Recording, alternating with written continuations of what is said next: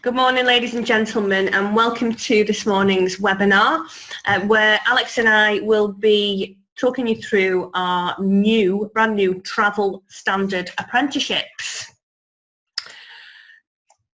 What we're going to do is we're going to start by giving a general overview about apprenticeships for those of you who aren't familiar with the structure, and then go into a little bit more detail about the type of roles and responsibilities that you would have if you were lucky enough to secure yourself a travel apprenticeship. So a little bit of background about us. We are Damar Training, a long established apprenticeship training provider. We have offices based in Stockport, and we have been working in the apprenticeship sector for around about 35 years now. Not only do we deliver in the north and the northwest, we do have training delivery on a national basis, particularly in this sector. Over the years, we've worked with thousands of apprentices and many of the country's leading employers, including many of the leading employers within the business travel sector as well. So just to give you a bit of an overview of all the different types of apprenticeships on offer as a Damar apprentice, we do your sort of standard business admin, including medical administration and legal administration as well.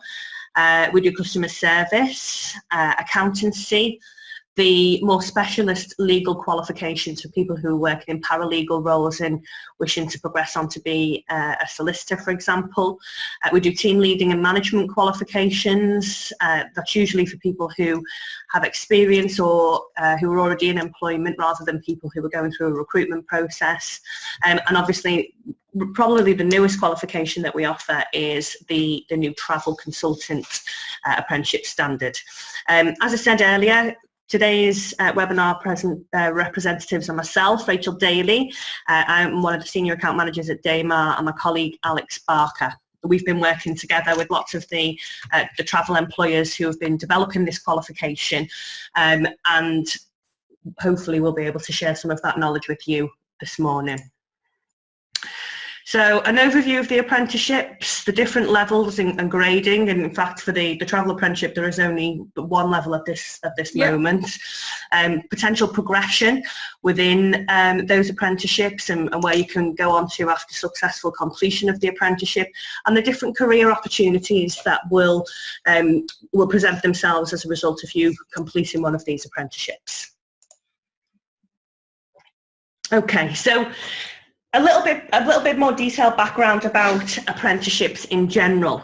Not only will you have a job, you'll be paid for that job as well. It's not a voluntary role to be an apprentice. You'll be gaining a recognised qualification and essential skills really to develop within that particular role whilst you're working, and obviously earning that wage.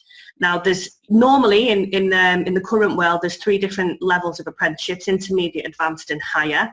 This particular apprenticeship that we're going to be talking about today is at the advanced level.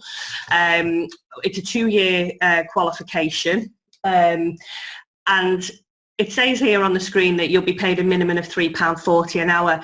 From our experience, the majority of the employers who we work with in this sector pay around about £10,000 a year, which is about £192 a week.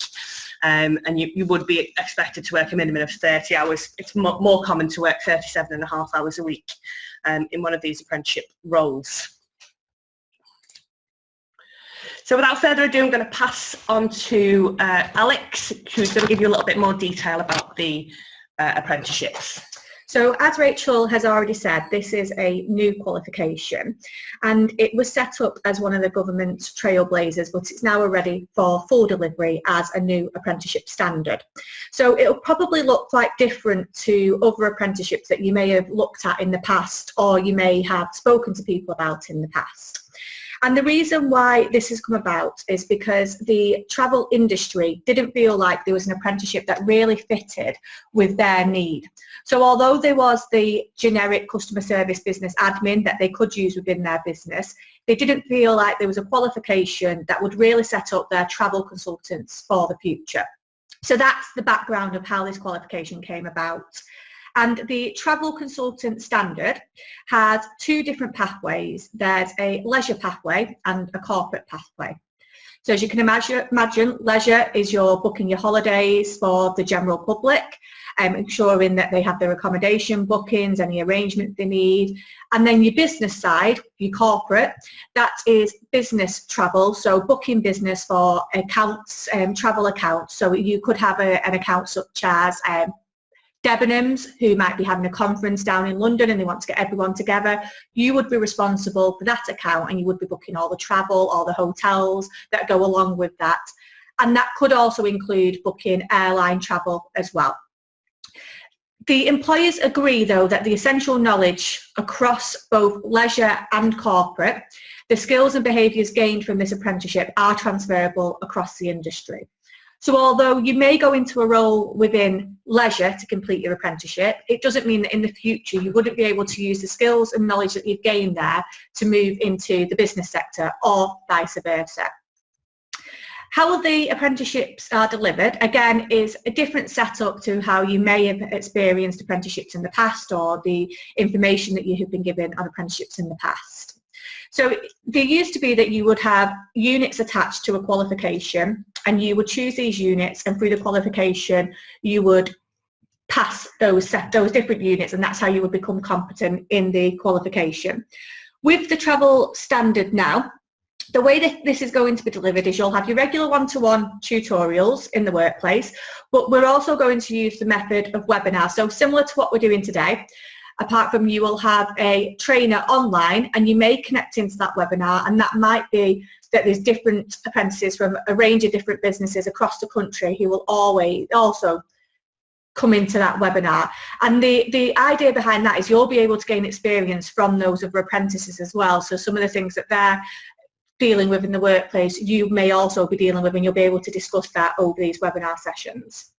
And you'll also, with these qualifications, have quite detailed internal training from the company that you're working in. With this industry, although it's the same knowledge, skills and behaviours that you need, every business will run differently, and there is a need for some internal training from the company on their IT systems that they use, some of the skills that they want to build up to make you their travel consultant.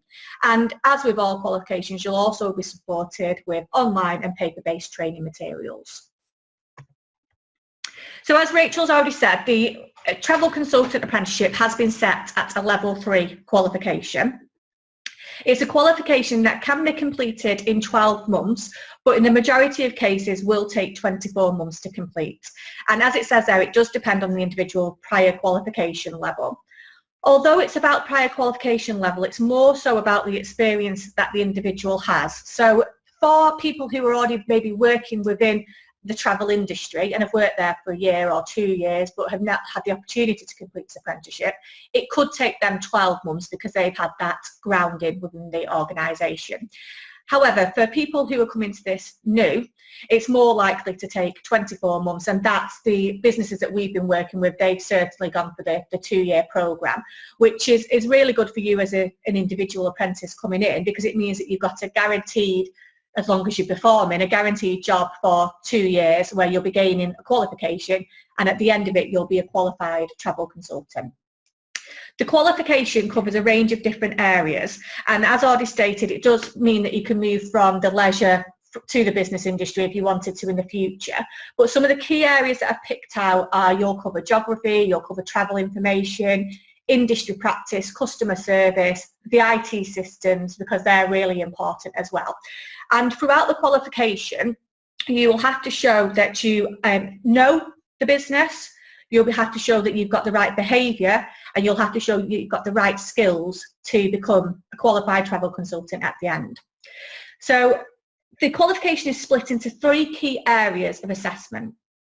A knowledge test, which as you can see makes up 55%, so the bulk of the qualification. And this is going to be a multiple choice test with both knowledge recall and scenario-based questions. And this will cover the knowledge and the technical skills that you've picked up in key areas of the standard, such as geography. So there'll be questions on that test about geography that you will have done throughout the qualification. This is undertaken either on the employer's premises or it can be taken off-site. That will depend on the individual organisation that you're working with. And it's marked externally as well. So it's marked externally by the assessment organisation. Then this bit here, the My Journey, now you can see that it says 0%, which you might think, why would you be doing something that's 0% if it doesn't give you any grading? But the reason behind the My Journey, you do this from day one of starting your apprenticeship, and it's similar to a portfolio, but it's a way of gathering evidence to show that you're becoming competent in each of the standards areas. So you'll need to prove that you're competent in industry practice, and you'll prove this by, throughout the qualification, gaining evidence that shows you have you've done bookings, when you've taken bookings, that you have demonstrated competence in the travel information that you're giving out, and you'll have to show that throughout. And you're going to do that by gaining, throughout your qualification, a preparation of a range of work products that show you've done this. And you will do that by using online materials, but also keeping hold of emails that you may have sent, anything that will show at the end that you have become competent in these areas. And although it is 0%, you will actually hand in this work to the endpoint assessor, and this will be used to arrange the bulk of your professional discussion that you'll do. Now, that professional discussion is 45% of your qualification, and it probably sounds quite scary to you now listening into this, but if you can imagine, when you do that professional discussion, you will have been within the business for around 18 months, coming up to the 2-year mark. So at that point, you will be competent in all areas, and your trainer and your organisation, they won't put you in for that professional discussion unless they think that you are ready. Throughout the qualification as well, in order to make sure that you are prepared for professional discussion, as part of the qualification, you will do presentations to your peer group that you're working with. So once you get to the professional discussion, it'll be second nature to you. So don't let that put you off the qualification and concern you, because you won't do that until you're entirely ready. The professional discussion, it's a structured discussion. It's typically going to last between 1 and 2 hours, and you'll make up that structured discussion by your showing that you're competent in each area using the My Journey that you will have created throughout the qualification. Again, it can take part on-site or it may be off-site. That will be dependent on the organisation that you're working with. And at the end of that professional discussion, you'll then be graded. Now, this is probably one of the biggest difference between apprenticeships that you see currently. They are just now pass or fail, whereas the government have wanted to change it so there's gradings attached to the apprenticeships. So for travel, you can either get a pass, merit or distinction grade, and that is based on your performance across your knowledge test and your professional discussion at the independent end assessment. So the apprentice must complete the My Journey and achieve at least a pass in each of the 2 other independent end assessment components to complete their qualification and to become a competent travel consultant.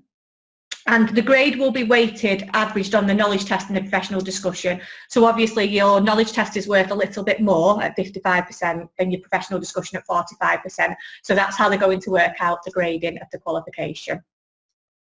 Career progression after. So as we said, this is a new qualification. So we haven't got any examples yet to show you career progression, but the idea behind it is that at the end of it, you'll be a competent travel consultant and you'll be able to move into a range of different roles.